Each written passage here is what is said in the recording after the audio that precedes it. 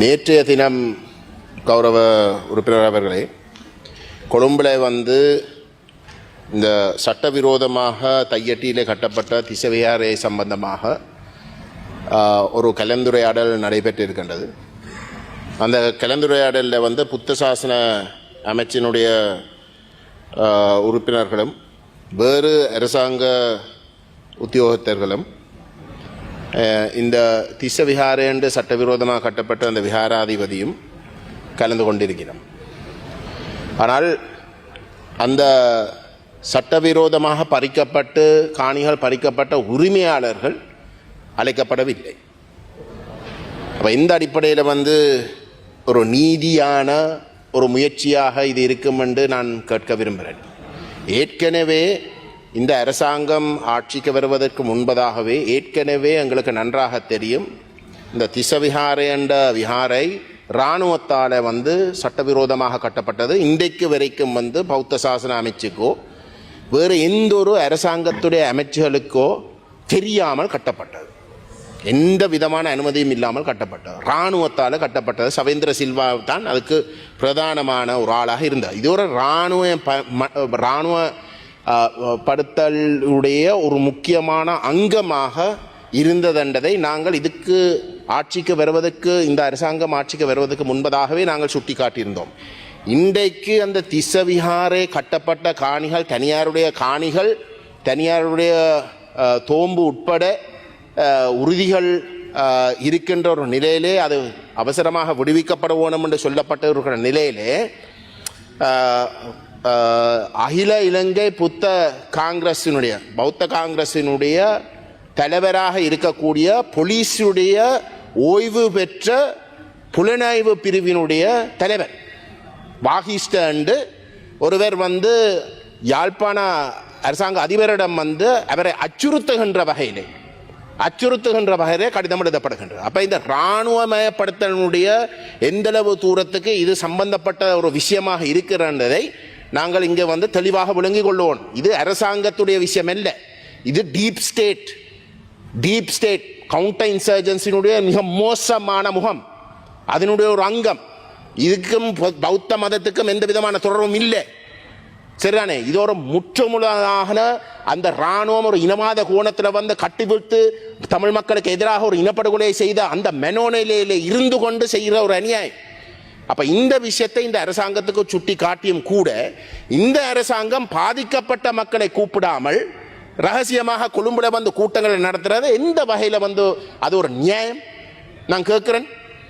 இந்த அமைச்சு நேஷனல் இன்டிகிரேஷனுக்குரிய ஒரு அமைச்சு. எந்த அடிப்படையில் இந்த அமைச்சர் அதுக்கு அனுமதிக்கலாம் என்று நான் கேட்கிறேன். தயவு செய்து இந்த அநியாயத்தை செய்யாதீங்க. நீங்கள் ஆட்சிக்கு வந்தது இந்த இனவாத சரியான தமிழர்களுக்கு எதிரான இந்த இனவாதத்தை முடிவுக்கு கொண்டு வருவதற்கு. இந்த திசவிகாரை என்ற விஷயத்தில் எந்த விதமான தயக்கம் இல்லாமல் நீங்கள் துணிஞ்ச அந்த முடிவை எடுக்கலாம். நீங்கள் அதை எடுக்கணும் என்று தான் நாங்கள் கேட்டுக்கொள்கின்றோம். தயவு செய்து இப்படி ஒரு மோசமான செயலுக்கு விலை போகாதீங்கள் என்று நான் வலியுறுத்த விரும்புகின்றேன்.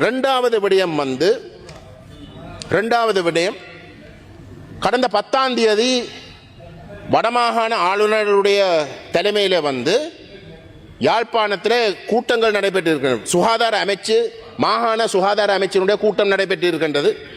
அதில் இங்கே இருக்கக்கூடிய தேசிய மக்கள் சக்தியுடைய பாராளுமன்ற உறுப்பினர் ஸ்ரீ பவானந்தராஜா கூப்பிடப்பட்டு இருக்கிறார்.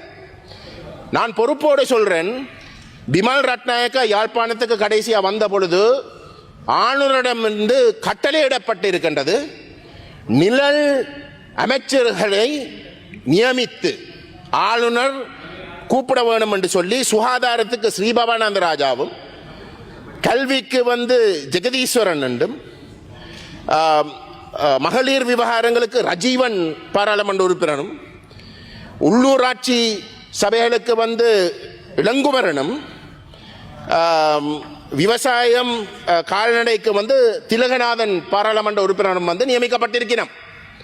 இப்ப இன்றைக்கு வடமாகாண சபை இல்லாத இடத்துல அங்க ஒரு கூட்டம் நடைபெறுகின்ற பாராளுமன்ற உறுப்பினர்களை கூப்பிடணுமே, எல்லா பாராளுமன்ற உறுப்பினர்களையும் கூப்பிட்டிருக்கணுமே வடமாகாணத்தில் இருக்கக்கூடிய. அது எப்படி ஸ்ரீ பவானந்தராஜாவை மட்டும் கூப்பிடுறது? அப்ப இந்த அரசாங்கம் ஒரு பக்கம் வந்து மாகாண சபை தேர்தலை நடத்தாமல் இருக்குது, இன்னொரு பக்கத்தில் வந்து எந்த விதமான ஜனநாயகத்துக்கு இடமில்லாத வகையிலே ஜனநாயக விரோதமாக இந்த அரசாங்கம் வந்து தங்களுடைய உறுப்பினர்களை இந்த என்ன பிரஜாசக்தி போன்ற தங்களுடைய உறுப்பினர்களை வந்து மாகாண சபைக்குள்ளே நுழைக்கிறார்கள். முதுகெலும்பில்லாத கேவலமான ஒரு நிலைமை. உலகத்துக்கு காட்டுற மாகாண சபைக்கு எதிர்ண்டு ஏதோ தாங்கள் மாகாண சபையை பாரதத்துக்கு எதிராக வந்து போராடி உயிர் கொடுத்த காட்டிக்கொள்றது. ஆனால் அந்த மாகாண சபைக்கு தங்களுடைய முகவர்களை வந்து நியமிக்கிறது தான் இங்கே நடந்து கொண்டிருக்கு. கடைசியாக வந்து நான் சொல்ல விரும்புகிறேன், நிமலன் என்று ஒரு தமிழ் அரசியல் கைதி, பயங்கரவாத தடுப்பு சட்டத்துக்கு கீழே கைது செய்யப்பட்ட ஒரு கைதி வந்து இன்றைக்கு வெளிக்கடை சிறைச்சாலையில் இருக்கிறார். அவருக்கு உயிராபத்து என்று சொல்லி அவருக்கு எத்தனோ வழக்குகள் இருக்கு. அதில் வந்து மதுரைக்கு மதுரை ஹைகோர்ட்டுக்கு போக வேண்டி இருக்கு, வழக்குகளுக்கு மாத்தரைக்கு வந்து போக வேண்டி இருக்கு. ஆனால் சிறை அதிகாரிகளே அவருக்கு உயிர் அச்சுறுத்தல் இருக்கின்றது என்று விளங்கி கொண்டு அவர் அந்த வழக்குகளுக்கு கொழும்புக்கு வெளியில கொண்டு போகின்ற ஒவ்வொரு முறையும் உடனடியாக திருப்பி கொண்டு வார். அதான் பழக்கமாக கிட்டத்தட்ட 5 வருஷத்துக்கு மேலாக வந்து நடைபெற்று கொண்டு இருக்கின்றது. இப்பொழுது ஒரு புது அதிகாரி ஒன்று நியமிக்கப்பட்டிருக்கின்ற சூழல்ல அவரை வந்து அப்படியெல்லாம் கொண்டு வர இயலாது, அவருக்கு அந்த முக்கியத்துவம் கொடுக்க இயலான்னு சொல்லி அவர் கடந்த 6 வருஷத்துக்கு மேலே நடைபெற்று வந்திருந்த அணுகுமுறையை கைவிட்டு போட்டு அந்த உயிராபத்து இருக்கத்தக்கதாக அவரை வந்து அந்தந்த இடங்களை வச்சு போட்டு தான் கொழும்புல வழக்கு வார இடத்துல மட்டும்தான் கொண்டு வருகிறார். தயவு செய்து இந்த அநியாயத்தை செய்யாது. ஏற்கனவே உங்களுடைய உத்தியோகபூர்வமான நிலப்பாட்டை இந்த பயங்கரவாத தடுப்பு சட்டத்துக்கு கீழே கைது செய்யப்பட்ட முழு பேரும் உண்மையிலே விடுவிக்கப்படணும் என்று தான் நீங்கள் தேர்தலில் வந்து சொல்லி வாக்க பெற்றீர்கள். தமிழ் வாக்குகளும் கொஞ்சம் பெற்றீர்கள். அதுக்கு பிறகு விடுவிக்கப்பட வேண்டிய ஒருவருக்கு உயிராபத்து இருக்குன்னு தெரிஞ்சு கொண்டு வந்து நீங்கள் இப்படி வந்து அனுமதிக்கிறத வந்து நீங்கள் நிப்பாட்ட வேணும், நீங்கள் தலையிட வேணும். இதுல கௌரவ அமைச்சர் இல்லாத இடத்துல வந்து தேசிய மக்கள் சக்தியுடைய செயலாளர் நாயகம் திரு அபேசிங்க அவர்கள், கௌரவ அபேசிங்க அவர்கள் இங்க இருக்கிற கட்டத்தில் வந்து அவர் நல்லிணக்கத்திலே வந்து ஈடுபடுற நான் அந்த வகையில வந்து நான் அவரிடம் தயவுடன் கேட்டுக்கொள்கிறேன். இப்படியான விஷயங்களை தலையிட்டு இதை தயவு செய்து இதில் நிப்பாட்டுங்கள். இன்னொருவர் மொரிசண்டவர் இருக்கிறார், அவர் ஒரு சட்டவிரோதமாக எடுக்கப்பட்ட ஒரு குற்றொப்புதல் வாக்குமூலம் என்று தெரிஞ்சு கொண்டு நீதிமன்றங்கள் அந்த குற்றொப்புதல் வாக்குமூலத்தை நிராகரிச்சிருக்கும். அது நிராகரிக்கப்பட்ட அவர் ஒரு வழக்கில் விடுவிக்கப்பட உடனடியாக இன்னொரு புது வழக்கு போடுறார்கள். இது ஒரு அநியாயம். இது இப்படி செய்யாதீங்க. குறைஞ்ச உங்களுக்கு அந்த பயங்கரவாத தடுப்பு சட்டத்திற்கு எதிராக வந்து நீங்கள் இப்போதைக்கு வந்து நீங்கள் செயல்பட இயலாட்டிலும் வந்து இப்படிப்பட்ட அநியாயங்களை நிப்பாட்டுக் கொண்டு தயவுடன் கேட்டுக்கொள்ள விரும்புகின்றேன்.